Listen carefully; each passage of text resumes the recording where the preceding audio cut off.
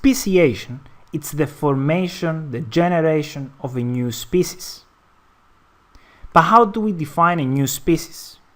When two individuals are reproductively separated or reproductively isolated, then they are said to be two distinct species. But why two species are reproductively isolated? What this means? First of all, it means that they cannot reproduce together, so they cannot interbreed. And why they cannot? Well, there are many reasons for that. It can be because they have different number of chromosomes. It can be because their reproductive organs do not fit together. It can be because the egg does not recognize the sperm, so they cannot fuse. It can be because they have different mating seasons. So there are many ways why two species can be reproductively isolated. So when we have two individuals that cannot reproduce together, then they are said to be two different species. But how can we form two different species? So imagine, I will give you an example. So imagine that we have a continent here. This continent, okay, has brown bears living on it. And these brown bears, they can interbreed, they can exchange alleles, so they all survive together and they form one population. Now, because of an earthquake, this continent breaks into two parts. So it separates and we have one part here, one part here.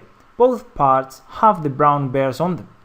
Now, because they have sea between them and they cannot meet with each other, it means that these two different populations here, so here we have population number 1 and population number 2, they will have now different influences. They will make different mutations, they will form different alleles, and eventually they will form new characteristics that will not allow them to interbreed. Therefore, we will consider them different species. This type of speciation is known as allopatric. Allopatric means when they are on different lands. Allo means other, patric means land. So different lands, so they develop different kind of alleles. They have different selection pressures, so over time, and time is very important because it takes years, thousands of years to develop new species, they will form two distinct species.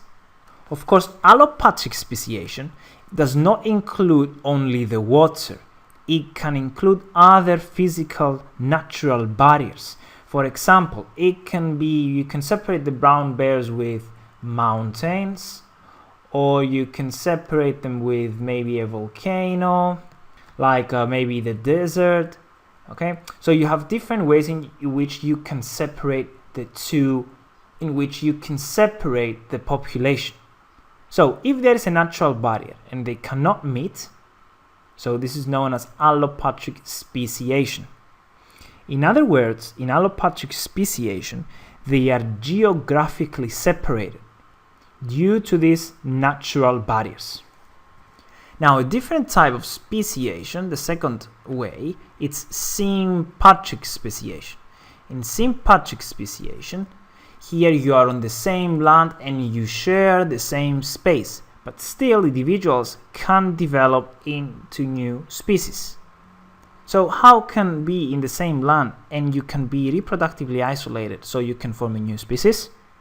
Well, sympatric speciation takes place because suddenly different animals may develop different likes and dislikes.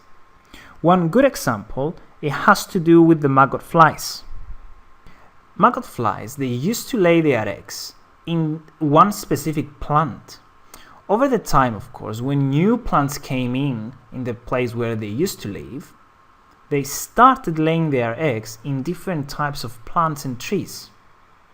So over the time, as this was happening, for example, if a maggot fly started laying the eggs on apple trees, and different maggot flies, they started laying their eggs on lemon trees, then those who got born on the lemon tree, they started looking for mates that were also born, or their eggs were laid on the same tree. So they couldn't interbreed with insects that eggs were laid on apples.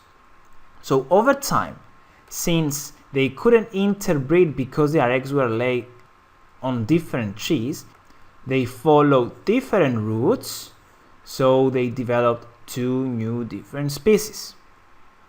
So sympatric speciation has to do more with the different habits that different animals developed in their environment.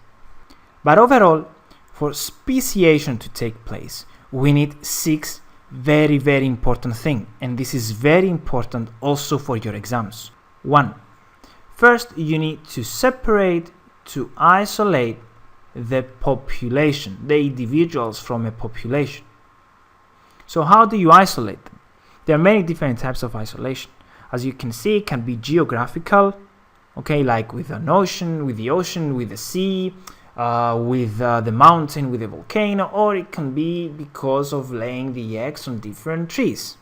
So the first thing for speciation to occur is that you have to isolate different individuals from a species. Number 2, you have to make sure that the new species, they do not interbreed, so no interbreeding between them. Because if they interbreed, then they can exchange alleles, so they will not develop unique features, but they are going to share their features again. They are going to share their alleles.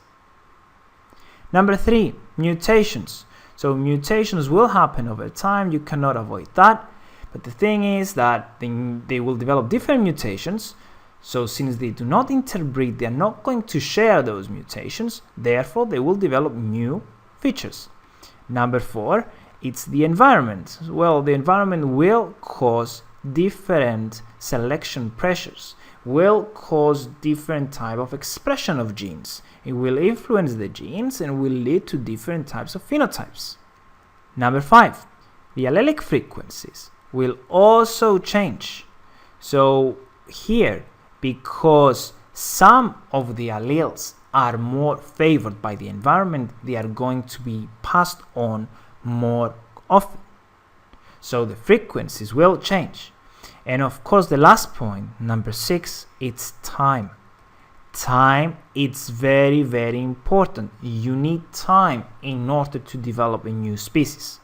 So in your exams, when you have to answer a question about speciation, you have to make sure that you mention all of these things.